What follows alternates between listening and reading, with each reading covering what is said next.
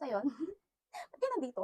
Char. So yun, may share ako sa inyo at eto nga pala yung gamit ko is yung Radiant White Serum ng Behold Beauty. So yun, lagi ko lang siyang ginagamit every morning. And syempre, bago ako matulog, para naman pagising ko is fresh na fresh pa din.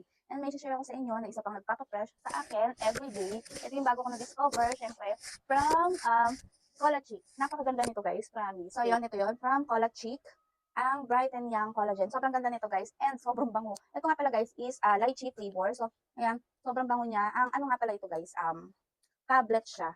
At ang cute niya kasi nga pink, ayan, ayaw lumabas. So, ang ginagawa ko is kuha ko ng baso and syempre lalagyan ko siya ng water.